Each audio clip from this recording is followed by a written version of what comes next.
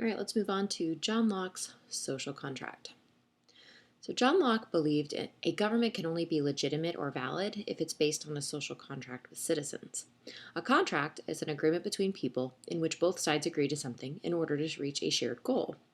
However, social contract happens between a government and its people. The people agree to give up some of their freedoms if the government agrees to protect everyone's rights. If the government fails to deliver, the people revolt, like the colonists did during the American Revolution. So I'm going to highlight the definition of a social contract in orange and in purple. It's going to be in both. And I want you to keep in mind, a social contract is it's an idea that John Locke says it's like this unspoken agreement. The government and the people are in this agreement together. The government's job is to protect people's rights. But in order to do that, the people do need to give up some of their absolute freedoms. So kind of like we talked about when we did our first lesson, I cannot drive as fast as I want. I have to follow the laws. And why do we have those laws? In order to keep people safe. And so maybe I can't drive as fast as I want. I don't have that absolute freedom to do that. I had to give up some of my absolute freedoms in order to live in a safer society. The government makes laws in order to keep us safer. So this unspoken agreement between the government and the people is called a social contract. And the people give up some of their freedoms, the government agrees to protect them. Now, John Locke does say that if the government fails to deliver, the people can revolt like the colonists did during the American Revolution. And so basically, if the government is no longer protecting the people, the government may be even hurting the people have the right to alter that government, abolish that government, change that government.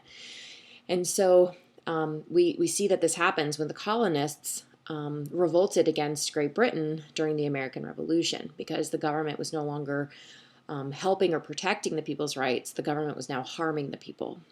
So question number 5, it says Locke believed in a social contract. It's an agreement between the blank and the blank. You're filling in the two parts of the social contract agreement. Who are the two parties there? Number 6, what role does the government and the people play in a social contract? So in purple, you're looking at the role of the government and the role of the people and write out both parts. Number 7 says to analyze and explain how this quote from the Declaration of Independence connects to John Locke. Whenever any form of government becomes destructive of these ends, it is the right of the people to alter or abolish it. So I'm going to put a sentence starter here. It says thus, the quote relates to Locke's idea of a social contract because, so I want you to think, it says whenever a form of government becomes destructive, it is the right of the people to alter it, meaning change, or abolish, get rid of it. Okay, so how does that connect to the social contract as I just explained it a moment ago?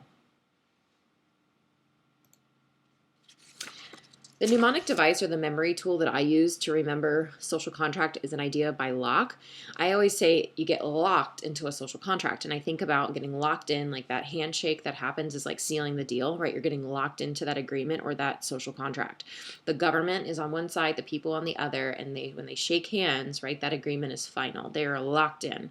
And I use the word locked many times here because I want you to recognize that it is an idea by John Locke. His last name is Locke, and he is the guy who developed the social contract theory.